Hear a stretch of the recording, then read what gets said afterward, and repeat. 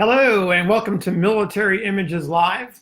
This is Ron Coddington, the editor and publisher of Military Images, joining you this evening. We've had a bit of a break. We were off for the Labor Day weekend, so believe it or not, it's been almost a month since we've had an episode, and this is an all-new episode. As we normally do, we're going to wait a moment for folks to come on before we dig into tonight's offerings. And while we're waiting, I can tell you that this has been a big day for Military Images. Our autumn issue has gone into the mail, and I've also received a couple of copies here at the office. And you're looking at the first one out of the box. This is the autumn 2019 issue, and as you can see, the featured image is a gentleman who is dressed up in his Regulation 1851 uniform, and the lovely lady by his side, maybe his wife, maybe a fiance, maybe a girlfriend, maybe a sister, not quite sure who she is because they're both unidentified, but this portrait is representative of that much smaller group of images taken between the Mexican War and the Civil War.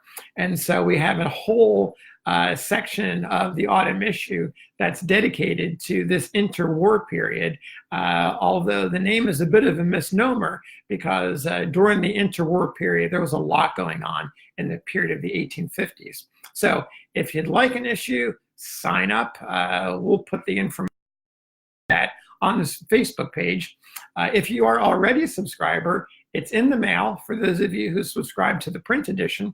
If you get the digital edition, that should be out tomorrow. So that's it for the autumn issue.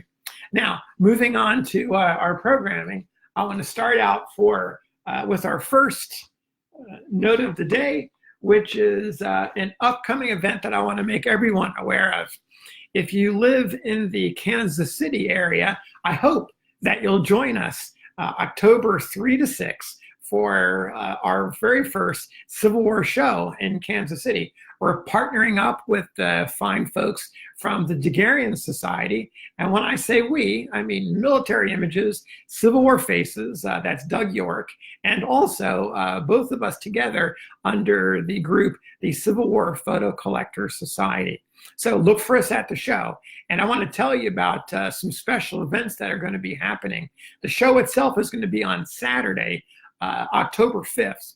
The day before that, on Friday, October 4th, we're going to be having a tour. And the tour is of this place. And I'll tease you with this piece of artwork that's on their website. For those of you who know Kansas and know battles, you are very likely aware of the largest cavalry battle that was fought, one of the largest cavalry battles of the war, certainly the largest battle that was fought in Kansas, and that's Mine Creek. We're going to have, we're actually honored to have a special tour guide, the former superintendent of the Mine Creek battlefield. That's Arnolds Schofield. He's going to be taking us an exclusive tour. We're going to start out at Trading Post, which is on the way to the battlefield. We're going to learn about the setup there. We're going to go visit the Confederate lines on the way to the battlefield. And then we're going to go for the full tour at Mine Creek, which includes a video. It includes a hike out to Benteen Hill. So if you're interested to see all of this, I'm going to put this information on the site too, and you can sign up in advance. And that's not all. It's going to be a busy day on that Friday. We're also, in fact, we're going to start the day at the Arabia Steamboat Museum. For those of you who know about Mississippi River history, you know the Arabia sunk in 1856, and it laid underground and lost until, I believe, 1981, when all of the cargo was recovered. And this museum is all about that famous, which is now a famous wreck. So we're going to stop there for a tour before we head to Mine Creek. So check this Facebook page afterwards to get full details about what I'm pretty sure is going to be quite an exciting day. I also want to bring you up to date on our last show when I shared with you the story of Jason Lynn Pate. You may know he's a teacher in Union City, Tennessee, and specifically at the Lake Road Elementary School. And he reached out to me looking for 10 subscriptions to Military Images magazine because he wanted to teach history to his kids in the elementary school. And thanks to the generous donations of, I believe, 5 program watchers and subscribers, we raised all the money and got the subscriptions down to them. Their first issue arrived not long after the program. So I began talking with Jason, or Mr. Pate, as his students know him, to find out what do we want to do with all this? How do we want to encourage these kids to learn about Civil War history? And we talked about the idea of having them research a soldier, and more than that, having them write about a soldier. And so it just so happens that our winter issue, which will debut at the Franklin show, is going to have a pretty large gallery of Tennessee images. Over the last couple of years, we've collected scans of about 70 identified soldiers from Tennessee, Confederate soldiers from Tennessee. And we're making some hard cuts right now to bring that number down to about 30. Now, some of these soldiers have IDs that are difficult to track. Others have great IDs. We have a lot of research to do, but we're going to probably limit that list down to about 30 or so soldiers. And so in talking with Jason, we had the idea that his kids would write research and write a caption for one of the soldiers. So the question then becomes, who's the best soldier for those guys to research? Lo and behold, as I was going through all of our submissions, I found this image, which is part of the collection of Mike Hunt. And I believe I scanned it at the Franklin show a couple of years ago. And it's a wonderful portrait. You can see he's got his very typical looking Tennessee Confederate uniform on with the dark collar, the dark hat. He's holding his musket against his shoulder, and wonderful looking image. Now, here's where it gets interesting. It's this bit of information that's on the inside of the case, and it's difficult to see. It was typed out on a piece of heavy paper and pinned to the inside of the case.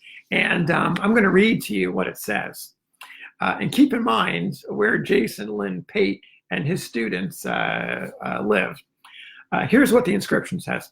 W.F. Henry, Company G, Jackson Grays, 6th Tennessee Infantry, CSA, taken at Union City, that's their hometown, taken at Union City in the summer of 1861, age then 20 years. So 20-year-old W.F. Henry sat for this portrait in Union City, where Mr. Pate and his students live and go to school.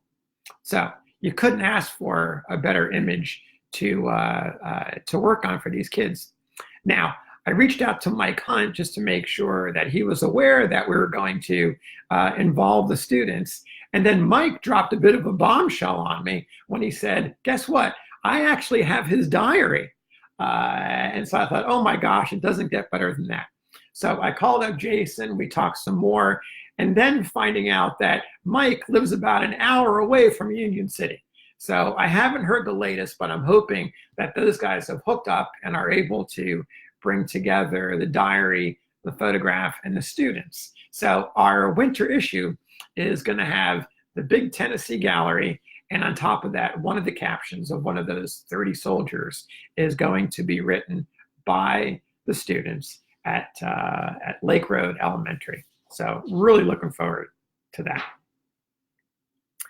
While we're on the subject of Confederate soldiers, I have a request to share with you. See this gentleman? He is, at the moment, he's part of the collection of Matt Oswalt, and we have here a Confederate colonel who is unidentified. You can see, no question about it, he has his 3 stars on his collar, which tells us his rank. You can see a little bit of the fancy embroidery on his coat sleeves. Big clue here is along the bottom. This is an albumen portrait, so it's a good size. And we have the name of the photographer along the bottom. This is C.C. Geyers. That's Carl Casper Geyers of Nashville.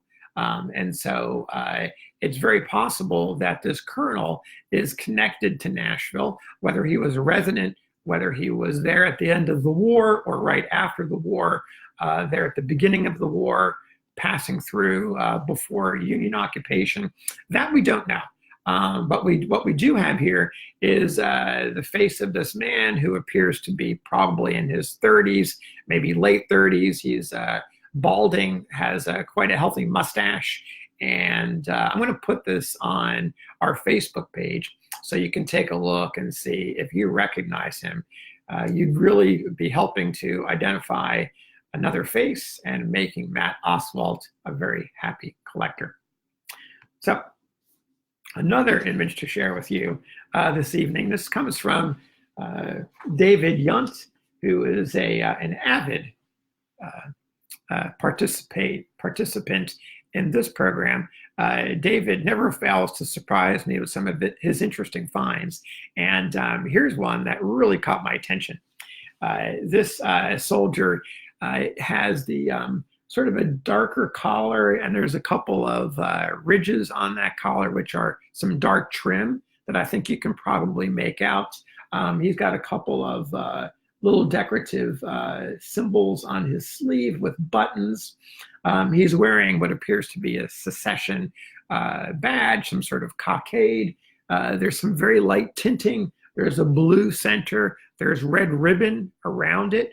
Very light tinting, but you can make that out. And then what is also red and blue tinting in the very long ribbons that are hanging down. Really catches your attention because of the size of this cockade. He clearly is in something of a celebratory mood. And yet that cockade badge suggests that this is a very early war, right? What we also see is what appears to be a bandaged hand. At first you're thinking, well, maybe he's wearing a glove, but when I look at it under close magnification, I can see what appears to be some coarseness, which looks a wrapping that's going on. There is a certain thickness, which suggests to me the bandages of the period and not a glove. On top of that, he is holding what appears to be some gloves in his hand, and they appear to be more of a buff color rather than the very white color you see in the bandages. So the dark kepi, I should mention as well. Not sure from which state he is. David was thinking South Carolina, perhaps Virginia, perhaps. Both probably good guesses. I'm going to put this one on the page as well and let all of you have a shot at it. Would love to get your theories so that we might get some sense of where he hailed from. So good luck to all of you, and I hope that you can help David on that one. Here's another request, and this one comes from Doug York. Earlier this year, Doug, with Civil War Faces and Civil War Photo Collectors Society, a couple of issues ago, we had a special on memorial photographs, which were these images that were made after a soldier had died. Obviously, they would be unable to sit for another photograph because they were no longer with us. So a loved one, a comrade, would take the photo, take it to the local photographer studio, and essentially have a copy shot made of that image. And what we have here is a cabinet card.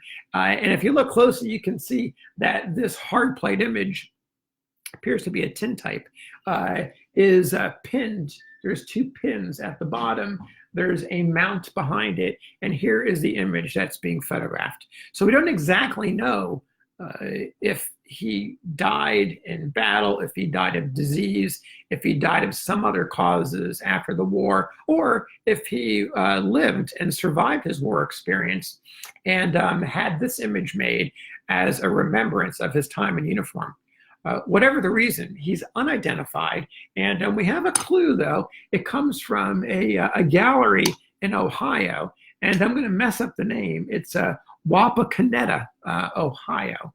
And so Doug would like to try to find the original of this image. And there's a little bit of a close-up. I think I'll put this on the Facebook page so you can see it. So if you can help out Doug, he would very much appreciate it. Now, our next item is a tale of 2 images and 2 signatures. This comes from Buck Seidel. Buck has an eagle eye. He has an interest in unusual images. And here's a couple that are as interesting on the back, I think, as they are in the front. So our first image here is a Union soldier who's a member of the Invalid Corps, later known as the Veteran Reserve Corps. He's dressed in his light blue uniform. You can see he's got the stripes of a sergeant, chevrons of a sergeant on his sleeve. It appears that his one of his sleeves, his left sleeve, is empty, and he's using buttons, it appears, to button up to his coat. So certainly looks like he is an amputee. There's no evidence that there's a hand inside that sleeve. So you've got that backdrop. Now, on the back of the image, you have what appears to be a fairly typical signature. Yours truly. The name is a little bit difficult to make out, but it looks like G. Kahim. Notice the signature. It's very straight. The writing is somewhat decorative, the penmanship. There's a lot of action going on here. It's very curvy, almost resembles musical notes that are written. It's got a very nice quality to it. So hold that in your thoughts for just a second. We'll come back to it. Buck also has this image. You've got a very military backdrop. You've got this Union soldier, appears to be an enlisted man. He's got his cap sitting there. You can see the stars and stripes, the backdrop with the cannon. There's a gentleman sitting there, classic pose. On the back of that image is a signature. All right, and here's a signature, yours truly, and this appears to be perhaps S. Getchell. Now, something to point out here is it appears that the last name is been written over, misspelled.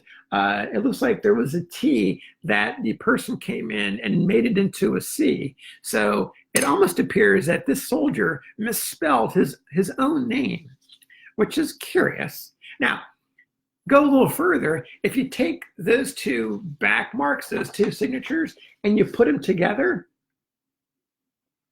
you're going to find that the penmanship is remarkably similar. The names are different. There's no question about that.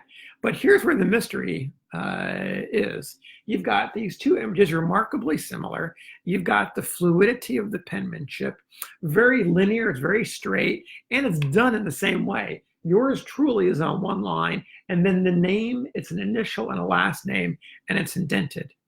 So Buck has a theory about this, and this is where you can help. His theory is that these men did not write their name on the back. These names are written by a nurse or some other relief worker for these soldiers. And so the writing, I should also mention, it's in blue ink. It may look black to you from where you're sitting, but it's blue ink. So we have the same ink, the same style of penmanship, the same style of writing, a slight misspelling in one of the names. So here's the theory, is that it is a nurse or a relief worker. So what Buck asked me as we're tossing out this theory and some possibilities, he said, hey, why don't you throw this out to Military Images Live to find out if anyone has seen similar signatures like this on the back of a carte de visite. So if you have a little time and you've got your stack of CDVs sitting around somewhere, flip them over. Take a look and see if you can find a signature that resembles what you see here.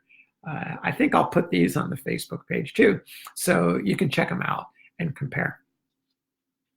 It would be wonderful if we could find a letter that went with these images that maybe the nurse or could be a member of the Sanitary Commission, a man from the Christian Commission, revealed who he was.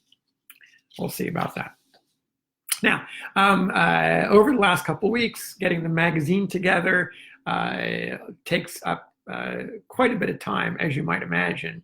I did make time to drive up and visit Rich Jan, who is a collector. He's been a collector since the early 1960s. He's part of that pioneer generation that I've talked about a bit. Also known as Ross Kelbaugh likes to say, is the centennial generation, those first guys who are collecting back around the time of the centennial. So I visited with Rich, had a great time. We had pizza, we had crumb cake, and the New Jersey tradition, and we looked through his images and made some scans. And I thought I would share a couple of those with you this evening. The first one is a daguerreotype.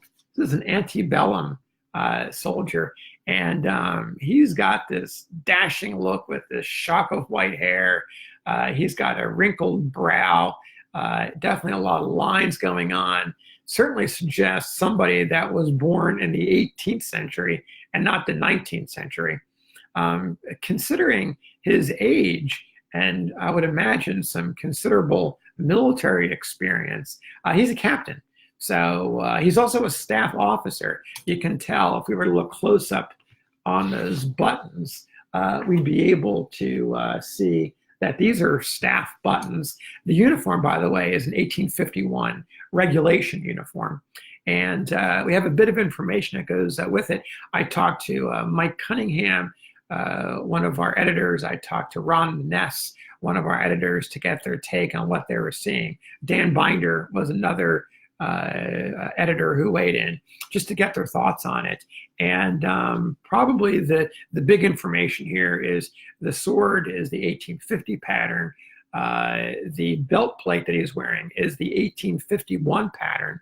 And it gets even more interesting because, as you'll see, the eagle on this particular belt plate is actually facing the opposite way.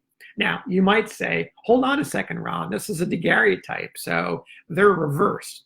Well, it's true, but if you reverse the reverse, this eagle is actually facing the opposite direction.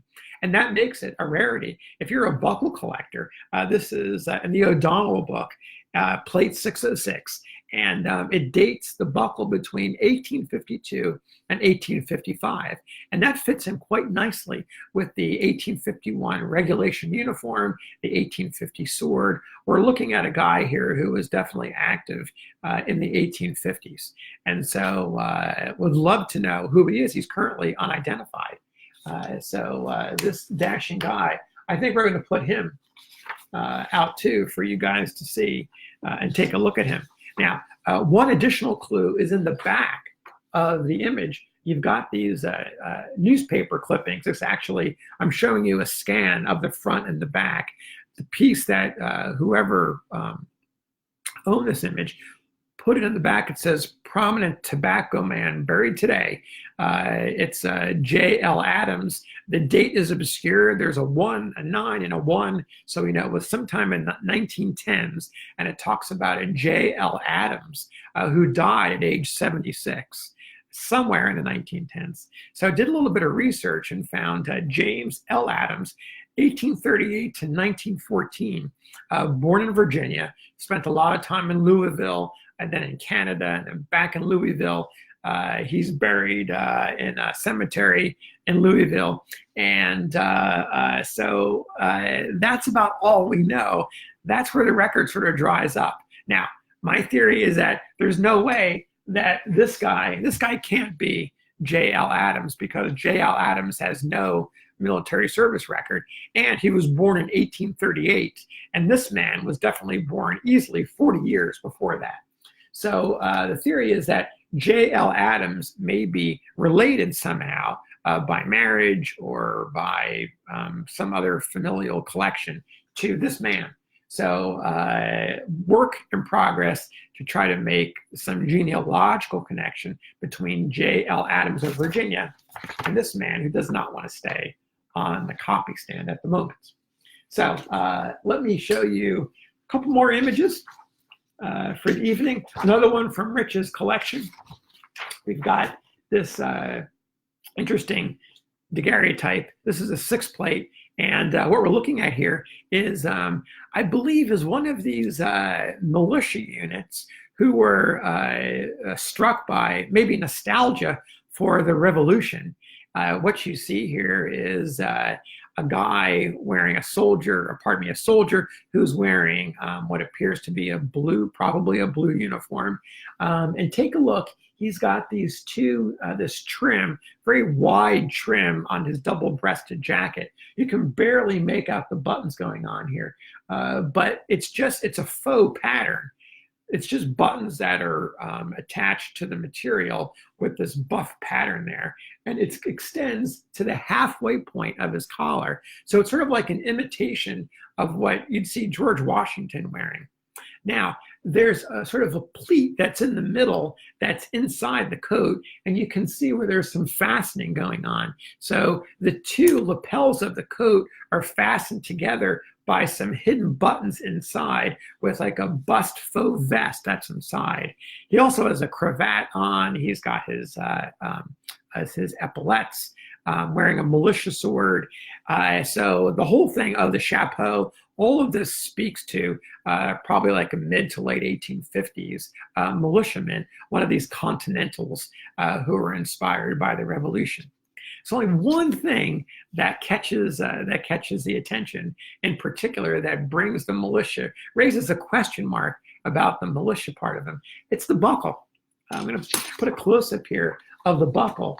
And you're going to see, this is really difficult to see, but it actually says US on the buckle. And thanks to Ron Maness, we can tell you this is also in O'Donnell's book, one of those plates in the early 200s. It's a regulation plate. This is a regulation US plate that was used between 1840 and 1845. So pulling all this together, because he mostly appears to be a militia soldier, and he's got that regulation plate, maybe he was once in the regular army and then retired or left under some other circumstances and joined the militia. Perhaps these were buckles that were left over that they used to capture the flavor of the US. Don't know. But I would love to get more information. This is a research piece and project to try to pin down what militia unit this soldier belonged to. Got one more for you this evening. This one threw Rich and I off as we were sitting in his table in the kitchen. We're looking at this portrait of a cavalryman. He's got a nice little feather coming off of his cap. Got the stars and stripes behind him. I've seen images that like this flag is a backdrop that has been used in other images. So it might suggest he's a Pennsylvanian or a New Yorker. What caught both of us is on the sleeve, the cuff of his coat, it looks like there's a piece of leather and then some other item that's dangling off the top of it. And just the placement of it is sort of odd, the way it's popping right up into the foreground. And Rich and I were confused as to what was going on. And it took Mike Cunningham to straighten us out. He said, "What you see on the cuff is the tassel end of a leather sword knot. The other end is attached to the saber guard, and it is intended to prevent loss of the saber if it is dropped from the hand." Now, the moment I saw that, I was like, oh, of course. It was like a dumb moment. Of course, that's what it was. But in this particular instance, the placement and location of it seemed a bit odd and out of place. So the message there is keep looking and making sure and trying to figure out when you see something that looks out of place. I jumped to the conclusion it was something really odd and something unique. Turns out it was something very functional. So when you see something like that, think about all the possibilities. And with that note, I think I'm going to say goodnight. Thank you all so much for listening in. Check back on this page. In the next few minutes, we'll be posting some of the images. We'll be posting images about, or pardon me, posting images about Kansas City, and also posting images about how you can subscribe to Military Images. If you are not a subscriber, I would love you to be. It really helps us to continue to do this show and to publish the magazine. So whether it's for you or a friend, would love to have you join the ranks of Military Images. And with that, I'll say goodnight, and we'll see you next time. Take care.